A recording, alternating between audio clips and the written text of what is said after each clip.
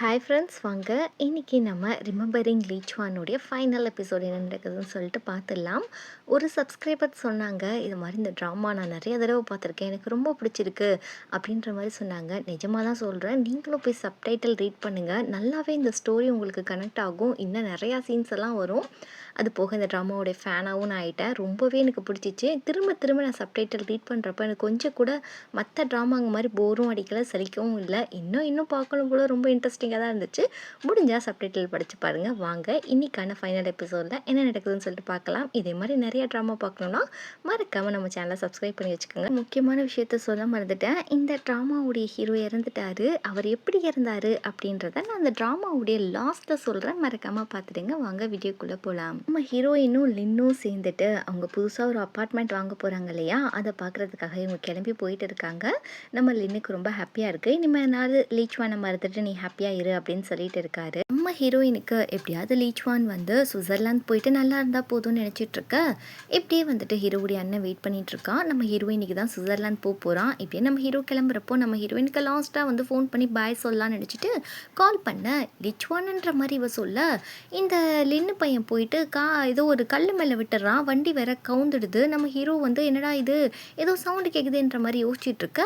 இப்படியே வந்துட்டு ஆக்சிடென்ட் ஆகிடுது. நம்ம ஹீரோ வந்து ஆஃபீஸ்க்கு ஃபோன் போட்டு ஹீரோயின் வந்துட்டாலான்னு சொல்லி கேட்குறப்போ, இல்லை உங்களுக்கு ஆக்சிடென்ட் ஆகிடுச்சு, இந்த மாதிரி இன்ஃபர்மேஷன் இப்போ தான் வந்துச்சு, ஹாஸ்பிட்டலில் சேர்த்துருக்காங்கன்னு சொன்னோடனே நம்ம ஹீரோ அண்ணன்ட்ட சொல்கிறான், நான் வரலை, இது மாதிரி வந்து ஆனாக்கு வந்து ஆக்சிடென்ட் ஆகிடுச்சு, நான் போகிறேன் அப்படின்ற மாதிரி சொல்ல, அண்ணன் திட்டுறான். இது மாதிரி வந்து உன் உடம்பு தான் முக்கியம், நான் வேணா அவளை பார்த்துக்கிறேன்னு சொல்ல, உனக்கு அறிவு இருக்கா இல்லையா, நான் இன்றைக்கி உயிரோடு இருக்கிறது காரணமே அவள் தான், அவளை இப்படி ஒரு நிலைமையில விட்டுட்டு நான் போக விரும்பலை அப்படின்ற மாதிரி சத்தம் போட்டுட்டு போக, இப்படியே வந்துட்டு நம்ம ஹீரோயினை தான் காட்டுறாங்க. ஆக்சிடென்ட் ஆகி போய் கிடக்கா, கால் வேற உடைஞ்சிடுச்சு, இது மாதிரி 3 மாதம் ஹாஸ்பிட்டலில் இருக்கணும்னு சொல்லிட்டாங்க. இப்போ லின் சொல்கிறான், இதெல்லாம் என்னுடைய தப்பு தான், நான் தான் வந்து பைக் சரியாக ஓட்டலன்னு சொல்கிறப்போ ஹீரோயின் சொல்கிறா, என்னுடைய தப்பும் இருக்குது, ஏன்னா நான் லீச்வான்ட்டு பேசினதுனால தானே உனக்கு நீ தெரியாமல் போயிட்டு கல் மேலே ஏற்றிட்டேன் அப்படின்ற மாதிரி சொல்ல, இப்படி இவங்க 2 பேரும் சமாதானம் ஆகிட்டு இருக்காங்க. இந்த பக்கம் நம்ம ஹீரோ வெளியே நின்று பார்த்துட்டு இருக்கான்.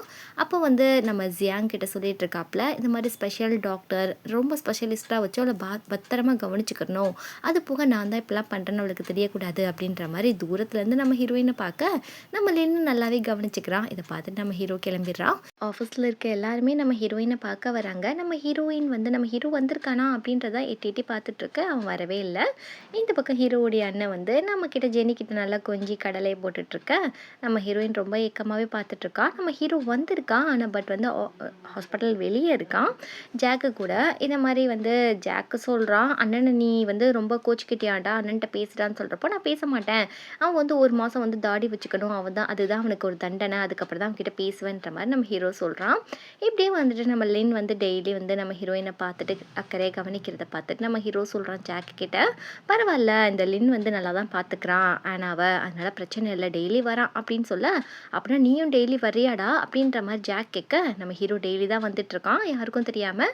இப்படி நம்ம ஹீரோயினை வெளியே நின்று பார்த்துட்டு இருக்க. கரெக்டாக நம்ம லின்னு வந்துட்டு, நீ இங்கே என்ன பண்ணுற, சுவிட்சர்லாந்து போலியான்னு சொல்கிறப்போ நம்ம ஹீரோக்கு செம்மக்கும் வருது. நீ என்னடா பண்ணிட்டு இருக்க, இல்லை நீ நல்லா பார்த்துக்கிடுவேன்னு சொல்லி தானே உன்கிட்ட கொடுத்த, நீ என்ன வேலை பார்த்து வச்சிருக்க அப்படின்ற மாதிரி கேட்க, இன்னைக்கு 1 நாள் அவள் ஹாஸ்பிட்டல் அட்மிட் பண்ணியிருக்கா அப்படின்ற மாதிரி ஹீரோ திட்டுறப்போ, இதெல்லாம் நடந்ததுக்கு உனக்கும் காரணம் இருக்குது, நீ ஃபோன் பண்ணதுனால தான் அவளுக்கு இப்படி ஆயிடுச்சுன்னு சொல்ல, அவளை எந்த நிலைமைக்கு ஆளாக்கியிருக்குன்ற மாதிரி ஹீரோ கேட்குறப்போ, நீ தான் சுவிட்சர்லாந்து போகிறேன்னு தானடா சொன்ன, நீ எதுக்குடா ரிட்டன் வந்த, அவள் நல்லா தான் இருந்தா, ஒன்றா வந்து சுவிட்சர்லாந்து அனுப்புறதுக்காக தான் என் கூட லவ் பண்ணுற மாதிரி ட்ராமாலாம் பண்ணா தெரியுமா, இதெல்லாம் அவள் உனக்காக மட்டும்தான் பண்ணிட்டு இருக்கா, உனக்கு கொஞ்சம் கூட இறக்க இல்லையா, உனக்கு கால் இல்லாட்டாலும் பரவாயில்ல, என்ன பிரச்சனை இருந்தாலும் பரவாயில்ல, அவள் கூட சேர்ந்து வாழு, அவளை லவ் பண்ணு, அவள் படுற கஷ்டம் உனக்கு என்ன சாதாரணமாக தெரியுதா, அவளும் ஒரு பொண்ணு தான், எத்தனை வருஷம் தான் அந்த பொண்ணு காதலுக்காக போராடுவா, நீ தயவு செய்து மனுஷனா இல்லையான்றது எனக்கு ஒன்றுமே புரியல அப்படின்னு சொல்கிறப்போ, அவளை நீ பத்திரமா பார்த்துக்கோ அப்படின்ற மாதிரி மட்டும் ஒரு வார்த்தை சொல்லிட்டு நம்ம ஹீரோ போயிடுறான். அவனுக்கு நெஞ்செல்லாம் வலிக்க ஆரம்பிச்சிடுது. இப்படி நம்ம ஹீரோயினை வந்து நம்ம லின் நல்லாவே பார்த்துக்கிற. நைட் வந்து நம்ம ஹீரோயினுக்கு கொஞ்சம் மெடிசன்லாம் கொடுத்தோன்னே அரகுற தூக்கத்தில் பார்க்குறா. நம்ம ஹீரோ ஏதோ பக்கத்தில் இருந்து ஏதோ எழுதுகிற மாதிரி.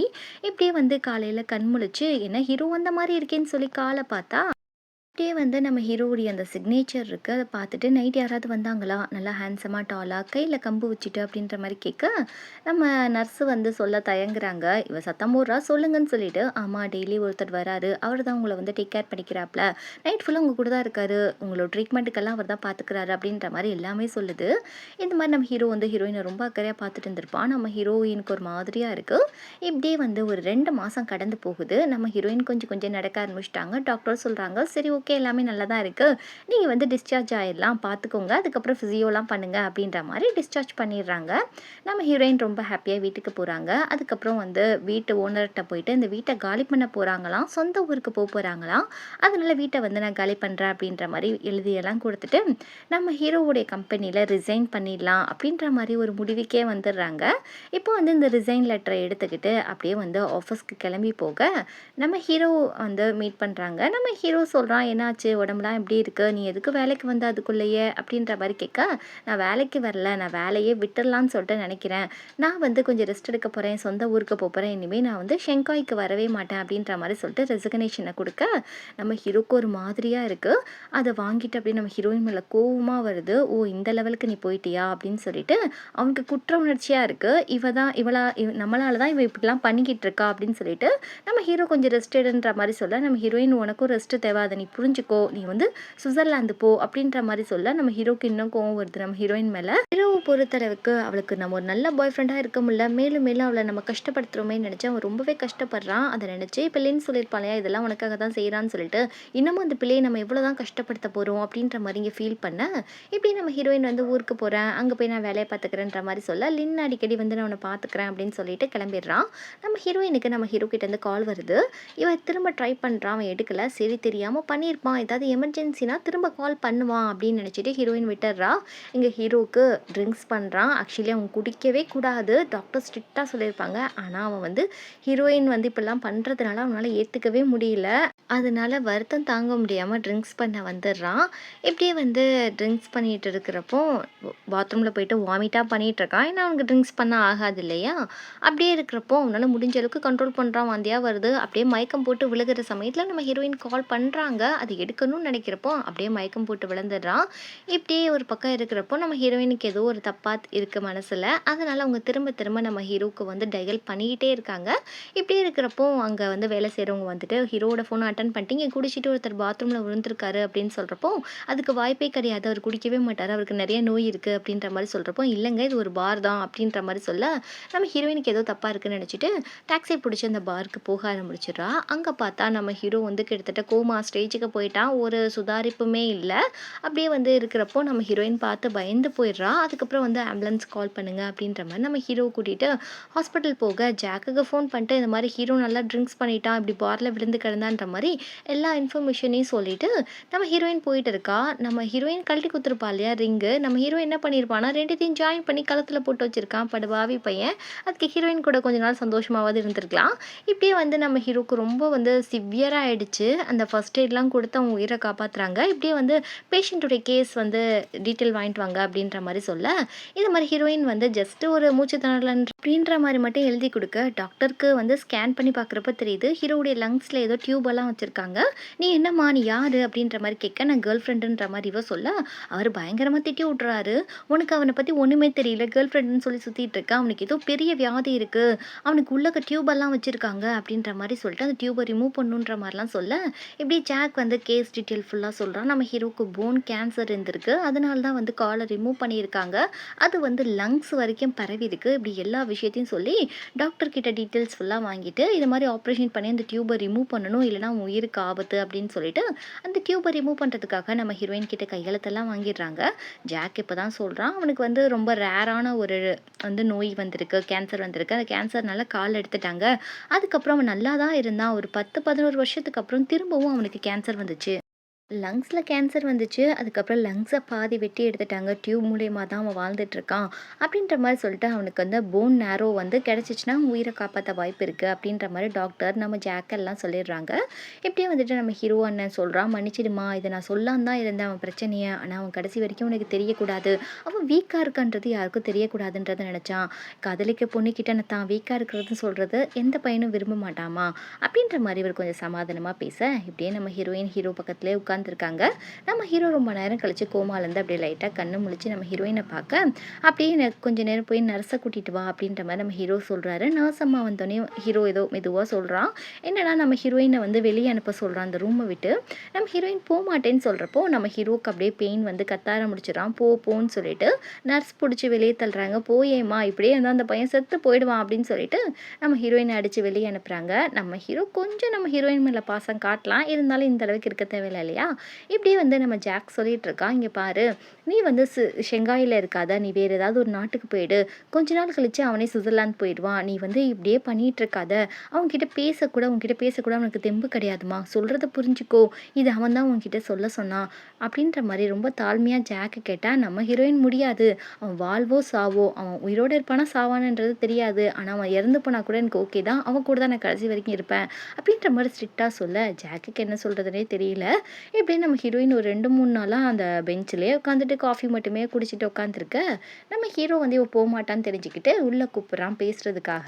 ஹீரோயின் போனோடனே ரொம்ப ஜாலியாக தான் பேசுகிறா. இங்கே பாரு நான் ஒரு ட்ராமா பார்த்தேன், ஃபேட் டு லவ் யூ, அந்த ட்ராமாவை நீ சரியானதுக்கப்புறம் நம்ம 2 பேரும் ஒன்றா சேர்ந்து பார்க்கலாம் அப்படின்ற மாதிரிலாம் பேச நம்ம ஹீரோ ஓகேன்ற மாதிரி சொல்கிறான். நம்ம ஹீரோ சொல்கிறான், நீ இப்படியே இருக்காத, நீ என்னை விட்டுட்டு என்னை மறந்துட்டு உன் லைஃப்பை பாரு, உனக்கு நல்ல ஒரு ஹஸ்பண்ட் கிடைக்கணும், உன்னை ப்ரொடெக்ட் பண்ணுற மாதிரி எப்பயுமே அவன் இருக்கணும், அதுதாம்மா என் ஒரே ஆசை, நான் வந்து ரொம்ப நாள் உயிரோடு இருக்க மாட்டேன், என் நோய் என்னன்றது உனக்கு எல்லாமே தெரிஞ்சிருக்கும் இந்நேரத்துக்கு, அதனால நான் சீக்கிரமாகவே இறந்து போயிடுவேன், அதனால உன் லைஃப்பை பாரு, இப்படியே ஸ்டக் ஆகிக்கிறாத அப்படின்ற மாதிரி சொல்ல நம்ம ஹீரோயின் வந்து டாப்பிக்கை டைவர்ட் பண்ணிடுறா, அப்படியே வெளியே கூட்டிகிட்டு போகிறா. நம்ம ஹீரோ என்ன சொல்கிறான்னா, சரி எனக்கு அந்த fated to love you drama பார்க்கணும் போல் இருக்குது, நீ போய் கேசட் வாங்கிட்டு வா நம்ம பார்க்கலாம் அப்படின்னு சொல்கிறப்போ நம்ம ஹீரோவை பார்த்துக்கிறதுக்கு ஒரு டேக் கேர் இருக்காங்க, அவங்க கிட்ட சொல்லிட்டு நம்ம ஹீரோயின் போகிறாங்க. அங்கே போயிட்டு ஹீரோயின் சொன்ன அந்த அந்த ட்ராமாவை வந்து வாங்கிட்டு வராங்க கேசட்டை. ரூமில் வந்து பார்த்தா நம்ம ஹீரோவை அங்கே காணவே காணோம், ஏன்னா போனோடனே வந்திருக்க மாட்டாங்க, ஒரு நாள் போயிட்டு மறுநாள் தான் வந்திருப்பாங்க. நம்ம ஹீரோவை ஹாஸ்பிட்டல்லேருந்து காணோம், சுற்றி தேடுறாங்க, நர்ஸுக்கிட்டலாம் கேட்குறாங்க லிச்வான் என்னான்னு சொல்லிட்டு, இது மாதிரி லிச்வான் வந்து டிஸ்சார்ஜ் ஆகிட்டாரு அப்படின்ற மாதிரி சொல்கிறப்போ நம்ம ஹீரோயின் அந்த ஹேண்ட் ரைட்டிங் பார்த்துட்டு இது லிச்வான் கிடையாது அப்படின்னு நினச்சிட்டு இந்த மாதிரி அவங்க அண்ணனுக்கு கால் பண்ணிட்டு இந்த மாதிரி லிச்வானை காணோம் அப்படின்னு சொல்கிறப்போ, நீ என்னம்மா சொல்கிற அப்படின்னு சொல்லிட்டு எல்லாரும் வந்து தேடிக்கிட்டே இருக்காங்க. நம்ம ஹீரோவை காணோம். அப்போ வந்து அவங்க கேட்குறாங்க, லிச்வான் உங்ககிட்ட ஏதாவது ரொம்ப எமோஷ்னலாக பேசுகிறானான்னு சொல்லி கேட்குறப்போ, கடைசியில் அது நல்லா இருக்கணுன்ற வார்த்தை தான் அவர் சொன்னார் அப்படின்னு சொல்கிறப்போ, நல்லா யோசி, அவன் எங்கே போயிருப்பான்றது உனக்கு தான் தெரியும் அப்படின்ற மாதிரி சொல்கிறாங்க. டக்குன்னு வந்து இந்த லாயர் இருப்பார் இல்லையா நம்ம ஹீரோவுடைய ஃப்ரெண்டு, அவருக்கு கால் பண்ணிட்டு இந்த மாதிரி ஹீரோ எங்கே இருக்கான்னு சொல்லிட்டு தெரியுமா, அவன் ஒரு சிவியரான ஒரு நோயில் இருக்கான் அப்படின்ற மாதிரி சொல்கிறப்போ அவர் சொல்கிறாரு, இது மாதிரி கஞ்சோரின்ற ஒரு கிராமத்துக்கு தான் அவர் போயிருக்காப்ல அப்படின்னு சொல்கிறாங்க. ஏன்னா நம்ம ஹீரோயினோட கிராமம் தான் அது, அங்கே தான் நம்ம ஹீரோ போயிருக்கான் ஃப்ளைட் பிடிச்சி. இப்படியே இவங்கெல்லாம் ஃப்ளைட் பிடிச்சி அந்த கஞ்சோரிக்கு வந்துடுறாங்க.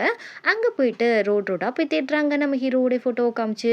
அப்போ தான் நம்ம ஹீரோயினுக்கு சடனாக ஒரு விஷயம் ஞாபகம் வருது, நம்ம ஹீரோ வந்து ஹீரோயினுக்காக 1 மாதம் ஒரு ஹோட்டலில் தங்கியிருப்பான், ஒருவேளை அங்கே இருக்க வாய்ப்பு இருக்குன்னு சொல்லிட்டு எல்லாரையும் கூட்டிகிட்டு அந்த ஹோட்டலுக்கு போயிட்டு இந்த மாதிரி அலெக்ஸ்ன்ற பேரில் லிச்வான்ன்ற பேரில் யாராவது இங்கே இருக்காங்களா அப்படின்ற மாதிரி கேட்க, ஆமாம் சுவிட்சர்லாந்துலேருந்து வந்தவங்க ஒருத்தவங்க இருக்காங்க அப்படின்ற மாதிரி சொல்கிறப்போ, இவங்களுக்கெல்லாம் இப்போ தான் மூச்சே வருது, ஏன்னா ஹீரோ சாப்பிடாம இருந்தால் இறந்துருவான் இல்லையா, எல்லாமே டியூப் வழியாக தான் சாப்பிடுவான். இப்படியே வந்துட்டு வெளியே அந்த டேக் கேர் இருக்காங்க. நம்ம ஹீரோயின் எங்கன்னு சொல்லி கேட்டால் அவன் சொல்கிறான், லிச்வான் இறக்க போகிறாரு, நான் இறந்ததுக்கப்புறம் உள்ளவா, அது வரைக்கும் எனக்காக வெயிட் பண்ணிகிட்டே இரு வெளியே அப்படின்ற மாதிரி அவர் சொல்லியிருக்காரு அப்படின்னு சொல்கிறப்போ எல்லாரும் மனசுடைஞ்சு போய் உள்ளே போய் பார்க்குறாங்க. நம்ம ஹீரோக்கு ஒரு கான்ஷியஸும் இல்லை, டாக்டர் பார்க்குறாரு, பல்ஸ் எல்லாம் கீழே இறங்கிடுச்சு, இதுக்கு மேலே ஒன்றும் செய்ய முடியாதுமா, நீ ஏதாவது பேசு, அப்போயாவது கொஞ்சம் தேடுறானான்னு பார்ப்போம்னு சொல்ல நம்ம ஹீரோயினும் என்னை விட்டு போயிடாத, லிச்வான் வந்துடு அப்படின்ற மாதிரிலாம் சொல்லி அழுதுகிட்டு இருக்க, அப்படியே வந்து எல்லாரும் பார்த்துட்ருக்காங்க. ஆனால் நம்ம ஹீரோ கிட்டேருந்து ஒரு அசைவும் இல்லை. அப்படியே நம்ம ஹீரோவை வந்து ஹாஸ்பிட்டல் கூட்டு போகிறதுக்காக நம்ம ஹீரோயின் எல்லாம் வெளியே அனுப்பிடுறாங்க.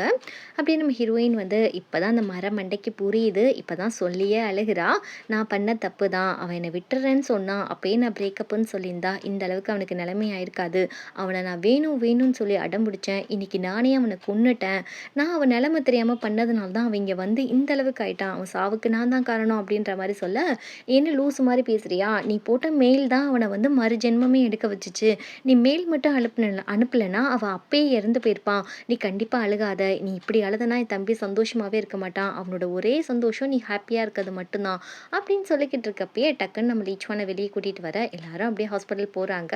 அப்படியே 2-3 மாதம் ஆகுது, இன்னமும் நம்ம ஹீரோக்கு வந்து கோமாலேயே இருக்கான், அவனுக்கு அடிக்கடி அதிகமான பெயின்லாம் வருது, உள்ளக்கு டியூப் வச்சுருக்காங்கனால நம்ம ஹீரோயினோட கையெல்லாம் ரொம்ப இறுக்கமாக பிடிக்க, அப்போ தான் அவளுக்கு தெரியுது நம்ம ஹீரோக்கு எந்த அளவுக்கு பெயின் இருக்குன்னு சொல்லிட்டு. இது போக ரத்த சம்மந்தமாக பல பிரச்சனை அவன் உடம்புல இருக்குது. அப்படியே பல நாள் வந்து முழிச்சு பார்ப்பான், பேசவே மாட்டான், இப்படியே போகுது. அதுக்கப்புறம் நம்மளுடைய ஜீனட் வந்து நம்மளோட ஹீரோவை வந்து பார்க்க வரா. அதுக்கப்புறம் நம்ம ஹீரோயின் வந்து ஜீனட்டை வந்து பாருங்க அப்படின்னு சொல்லிட்டு வெளியே இருக்கிறப்போ, இப்போ தான் ஜீனட் வந்து பல விஷயங்கள சொல்கிறாங்க. ஹீரோக்கும் அவங்களுக்கும் எப்படி லவ் ஆச்சு, பிரேக்கப் ஆச்சுன்னு சொல்லிட்டு 2 பேரும் லவ் பண்ணிட்டு இருந்திருப்பாங்க காலேஜ் டைமில். அப்போ தான் நம்ம ஹீரோக்கு இந்த ரேரான வந்து நோய் இருக்குது, கேன்சர் இருக்குன்னு தெரிஞ்சோடனே ஜீனட் பயந்துருப்பா. ஜீனட்டோட அப்பா வந்து ஜீனட்டுக்கு எப்பவுமே பெஸ்ட்டாக எல்லாமே கிடைக்கணும் அப்படின்னு சொல்லி யோசிக்கிறவர். அதனால வந்து பொண்ணை வந்து பிரித்து கூட்டிகிட்டு போயிட்டாப்புல ஆஃப்ரிக்காவுக்கு. இப்படியே வந்து ஜீனட் வந்து பல வருஷங்களாக ஹீரோவுக்கு கால் பண்ணலை. ஒரு 4-5 பேரை லவ் பண்ணியிருந்திருப்பாங்க. அப்போ கூட அவங்களுக்கு ட்ரூ லவ் கிடச்சிருக்காது. ஸோ நம்மளுடைய காதல் லீச்வான் அப்படின்ற மாதிரி நினச்சிட்டு அவன் தான் நம்மளுக்கு உண்மையான காதலனாக இருப்பான். அதனால தான் நம்மளுக்கு அவனோட நல்லா கனெக்ட் ஆயிருக்கு. அந்த காதல் எங்கேயும் கிடைக்கலன்னு சொல்லிட்டு இவ திரும்ப லீச்வான் கிட்டேயே வந்திருப்பா. ஆனால் நம்ம ஹீரோ ஏற்றுட்டு இருந்திருக்க மாட்டான். இப்படிலாம் சொல்லிட்டு லீச்வான் இறக்க போகிறான்னு சொல்லிட்டு இவங்கெல்லாம் பயங்கரமாக அழுகுறாங்க. இந்த பக்கம் நம்ம ஹீரோவுடைய அண்ணனை தான் காமிக்கிறாங்க. நம்ம ஹீரோ வந்து சுவிட்சர்லாந்து கூட்டிகிட்டு போயிடலாம் அப்படின்ற மாதிரி ஒரு பிளான் பண்ணி இவங்கெல்லாம் வச்சுருக்கப்போ நீயும் வா அப்படின்ற மாதிரி கூப்பிடுறான் ஹீரோவுடைய அண்ணன் ஹீரோயினை. நம்ம ஹீரோயின் நான் வரலை, இதோட நான் இப்படி ஒரு கேரக்டர் நான் இருக்கிறேன்றதை நீங்களாம் மறந்துடுங்க தயவு செய்து.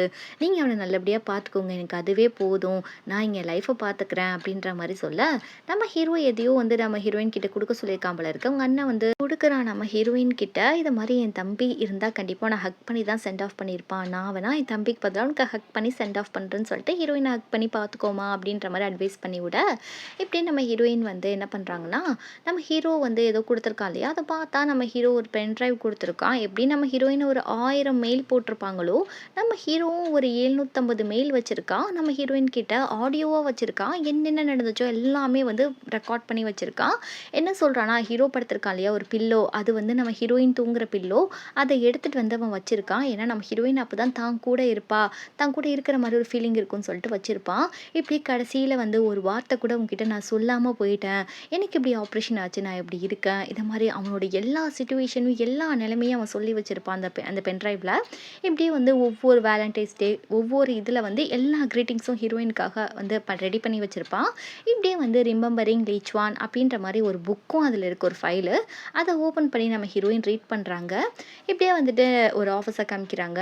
அதில் வந்து ஒரு 4-5 பசங்க வந்து டிரான்ஸ்லேட் கம்பெனியில் ஒர்க் பண்ணுறாங்க. அதில் நம்ம ஹீரோயின் வந்து ஒரு சிஇஓவாக இருக்காங்க.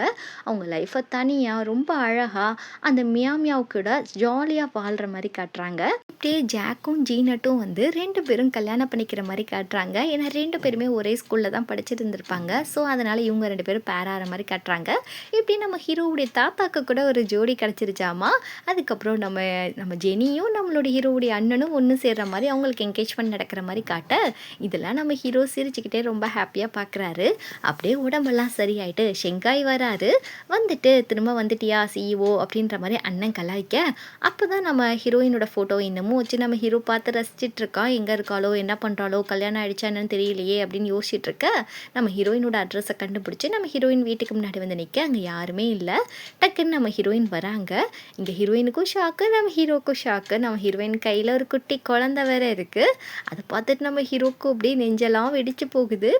நம்ம ஹீரோ வந்து வீட்டுக்குள்ளே கூட்டிகிட்டு போகிறாங்க. நம்ம ஹீரோயினுக்கு ஹீரோ பதட்டத்தில் அந்த பொருளெல்லாம் கீழே போட, நம்ம ஹீரோ ஹெல்ப் பண்ண வர ஒன்றும் தேவையில்லை அப்படின்ற மாதிரி சொல்கிறப்ப நம்ம ஹீரோ கேட்குறான், பரவாயில்ல உனக்கு கல்யாணம் ஆகிடுச்சு, குழந்தைங்கள்லாம் இருக்குது, நான் கொஞ்சம் கூட எதிர்பார்க்கல அப்படின்ற மாதிரி சொல்ல, நம்ம ஹீரோயின் எதுவுமே பேசவே இல்லை. டக்குன்னு நம்ம ஹீரோயினோட தம்பி உள்ளக்க வரான்.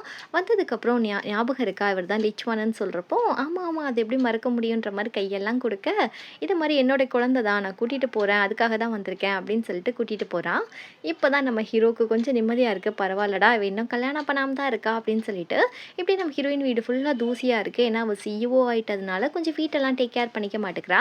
நம்ம ஹீரோ சொல்கிறான், நீ உட்காரு, நீ ரொம்ப டயர்டாக இருப்ப, உனக்காக நான் க்ளீன் பண்ணுறேன் அப்படின்ற மாதிரி சொல்லிட்டு நம்ம ஹீரோ போகிறப்போ நம்ம ஹீரோயின் கேட்குறா, உனக்கு வந்து அந்த போன் நேரோ கிடச்சிடுச்சா, யாரும் டொனேட் பண்ணாங்களா அப்படின்ற மாதிரி கேட்க, இல்லை எனக்கு இன்னொரு காலை எடுத்து தான் போன் நேரோ எடுத்தாங்கன்ற மாதிரி சொல்ல, நம்ம ஹீரோயின் தொட்டு பார்க்குறா, இன்னொரு கால் இருக்கான்னு சொல்லிட்டு இருக்குது. நம்ம ஹீரோ சொல்கிறான், நான் சும்மா தான் சொன்னேன், எனக்கு போன் நேரோ கிடச்சிருச்சு அப்படின்னு சொல்கிறப்போ, எதுக்குடா போய் சொன்னேன் அப்படின்ற மாதிரி இவ சொல்ல, மறுபடியும் பழைய காதல் நம்ம ஹீரோயின் கெட்டி பார்க்குது. நம்ம ஹீரோயின் உட்கார வச்சுட்டு சமைச்சு கொடுக்குறான், வீடை ஃபுல்லாக க்ளீன் பண்ணுறான். அப்படியே நம்ம ஹீரோயினை ரொம்ப கொஞ்சிறான். இன்னமும் என் மேலே உனக்கு இன்ட்ரெஸ்ட் இருக்கான்ற மாதிரி கேட்க, அது எப்படி இல்லாமல் போகும் அப்படின்ற மாதிரி நம்ம ஹீரோயின் சொல்கிறப்போ, ஆனால் முன்ன மாதிரி நான் லவ் பண்ணுவேனான்னு எதிர்பார்த்தா தெரியலப்பா, காதல்ன்ற வார்த்தைக்கே அர்த்தம் தெரியாத அளவுக்கு நான் மறந்து போயிட்டேன், எனக்கு வந்து ரொமான்ஸ் எல்லாம் கம்மியாக தான் இருக்கும், எனக்கு பொறுப்பு கொஞ்சம் அதிகமாகிடுச்சு, இதெல்லாம் ஓகேனா எனக்கும் ஓகே அப்படின்ற மாதிரி ஹீரோயின் சொல்ல, நம்ம ஹீரோ என்ன வேணாலும் சரி நீ கிடைச்சா போதும் அப்படின்ற மாதிரி சொல்கிறான். இப்படியே வந்துட்டு இவங்க இருக்காங்க. அப்படியே நம்ம ஹீரோயின் கேட்குறாங்க, சரி சொல்லு, எதனால் வந்து நீ என்னை லவ் பண்ண ஆரம்பிச்ச அப்படின்ற மாதிரி கேட்க, நம்ம ஹீரோ சொல்கிறான், ஒரு நாள் இது ஃபர்ஸ்ட் எபிசோடில் வந்திருக்கோம். நம்ம ஹீரோயின் வந்து அந்த கெஃபேக்கு வேலைக்கு போகிறதுக்கு முன்னாடி கண்ணாடி முன்னாடி நின்று எல்லாத்தையும் சரி பண்ணிட்டு இருந்திருப்பாங்க. அப்போ நம்ம ஹீரோ உள்ளே தான் இருந்துட்டு இருந்திருப்பான். இப்படியே நம்ம ஹீரோயின் கிஸ் எல்லாம் பண்ணுற மாதிரி ஆக்ஷன் பண்ணிட்டு போகிறப்போ கண்ணாடி வேறு இடிச்சிருக்கோம், அதை வேறு அடிச்சுட்டு போவாங்க. நம்ம ஹீரோ யாரா இந்த பொண்ணு அப்படின்ற மாதிரி பார்ப்பான்.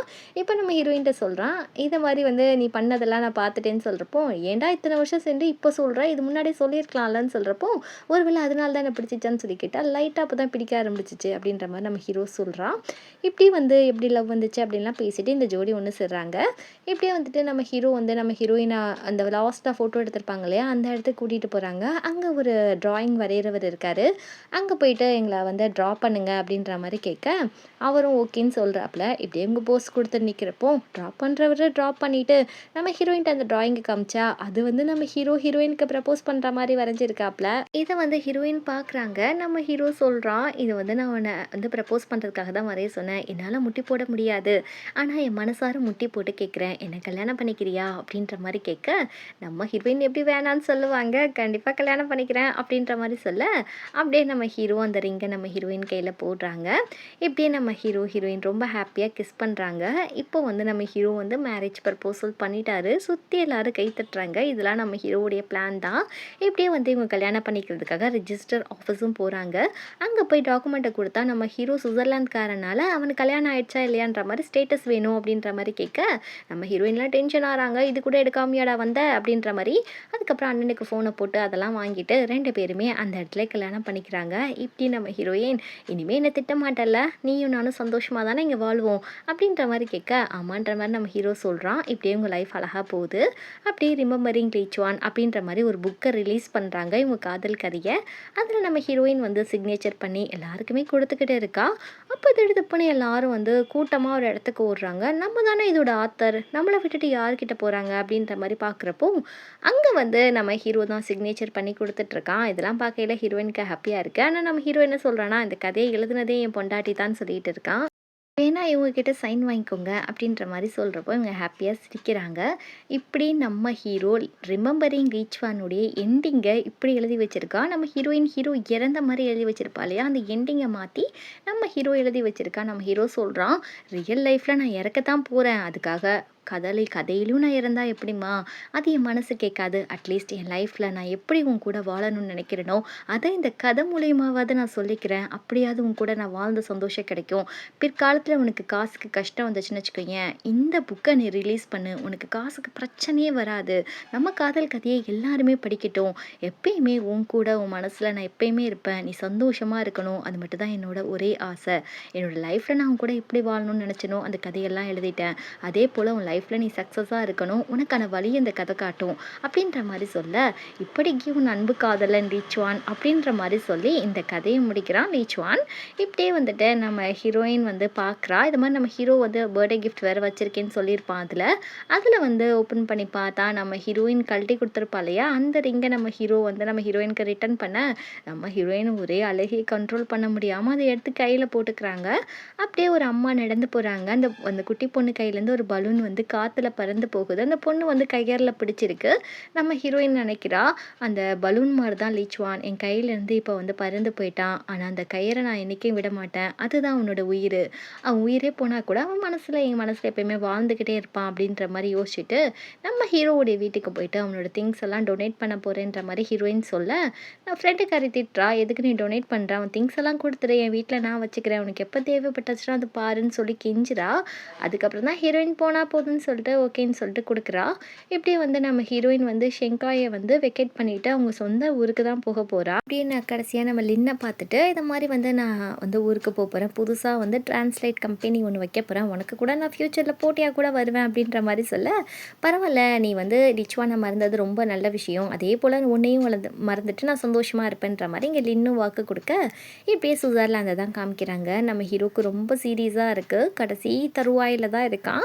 அப்போ கரெக்ட் கரெக்டாக நம்ம ஹீரோயின் ஒரு வாய்ஸ் மெயில் போடுறாங்க. அதை வந்து நம்ம தாத்தா சொல்கிறாரு, அவனுக்கு போட்டு காமி, அப்பயாவது ஏதாவது இம்ப்ரூவ்மெண்ட் இருக்கான்னு பார்ப்போன்ற மாதிரி சொல்ல, நம்ம ஹீரோயின் பேச்சை கேட்டோடனே நம்ம ஹீரோ லைட்டாக கண்ணை முழிச்சு பார்க்குறான்.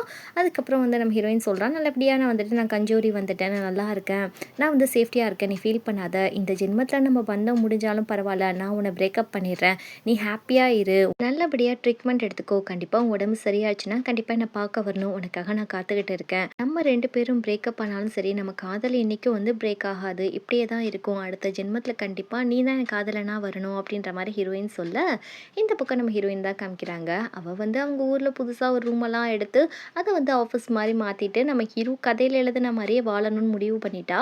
இப்படி நம்ம ஹீரோயினுக்கு சுவிட்சர்லாண்ட்லேருந்து ஒரு பார்சல் வருது. அது வந்து பெருசாக இருக்குது. நம்ம ஹீரோயின் பெருசாக எக்ஸ்பெக்ட் பண்ணி ஓப்பன் பண்ணி பார்க்குறா. அதில் என்னமோ ஒரு குட்டியாக ஒரு ஏதோ கடிதம் மாதிரி தான் இருக்குது. அதை ஓப்பன் பண்ணால் நம்ம ஹீரோவுடைய மோதிரம் வந்து கீழே விழுகுது. இதில் நம்ம ஹீரோயினுக்கு தெரிஞ்சிருச்சு நம்ம ஹீரோ இறந்துட்டான்னு சொல்லிட்டு. அப்படியே ரொம்ப ஃபீல் பண்ணுறா, ஹீரோ இறந்துட்டான்னு சொல்லிட்டு. அப்படியே ஓரமாக போயிட்டு நிற்கிறா, நதிக்கரை ஓரமாக. அப்போ நம்ம ஹீரோவே பக்கத்தில் வந்து நிற்கிற மாதிரி அவளுக்கு ஃபீல் ஆகுது. வந்துட்டியா லிச்சுவான், என்கிட்டயே வந்துட்டியா அப்படின்ற மாதிரி பார்க்க, டக்குன்னு நம்ம ஹீரோ மறைஞ்சு போயிடுறான். நம்ம ஹீரோயினுக்கு ரொம்ப அழுகையாக வருது. அவங்க கொடுத்த டிக்ஷனரியில் வந்து அந்த மோதிரத்தை வச்சுட்டு, சரி நான் வந்து கடைசியாக அவன் ஆசைப்பட்ட மாதிரி நான் சந்தோஷமாவது அட்லீஸ்ட் சக்ஸஸாக வாழணும்னு சொல்லிட்டு ஹீரோவுடைய மோதிரத்தை தூக்கி நதியில் போட்டுட்டு, லிச்வான் எப்பயுமே நீ என் கூட தான் இருப்ப எனக்கு தெரியும் அப்படின்னு சொல்லிட்டு நம்ம ஹீரோ கொடுத்த டிக்ஷனரியுமே அதே இடத்துல வச்சுட்டு போகிறதோட இந்த ட்ராமா இங்கே முடியுது. இந்த ட்ராமாவில் உண்மையான காதல் இருந்தால் அது எப்படி இருக்கும் அப்படின்றத சூப்பராக காட்டியிருக்காங்க. இந்த ட்ராமாவை பார்க்குறப்பெல்லாம் அந்த ஹீரோ எப்படி தான் இறந்துருப்பாரு, ஏன்னா அந்த ட்ராமா வந்து ஒரு 5-6 வருஷத்துல இறந்து போயிட்டாப்புல. எனக்கு ஒரே கன்ஃபியூஸாக இருந்துச்சு. சரின்னு சொல்லிட்டு சர்ச் பண்ணி பார்த்தேன். இது மாதிரி லைவ் ஷோ நடக்கும் இல்லையா, அந்த டிவிலலாம் ரெக்கார்ட் பண்ணி போடுவாங்க இல்லையா, அது மாதிரி ஆக்டர்ஸ்க்கெலாம் வச்ச ஷோவில் இவர் மயக்கம் போட்டு விழுந்திருக்காரு. அதுக்கப்புறம் ஹாஸ்பிட்டல் கூட்டிகிட்டு போனால் ஹார்ட் அட்டாக்ல இறந்துட்டாங்க அப்படின்னு சொல்லியிருக்காங்க. என்னால் நம்பவே முடியல. இவ்வளோ வந்து 34 வயசுலேயே இவர் இறந்துருக்காரு. சரி, எனிவேஸ் முடிஞ்சது முடிஞ்சிருச்சு. சரி, நெக்ஸ்ட் ஒரு நல்ல ட்ராமாவில் பார்க்கலாம்.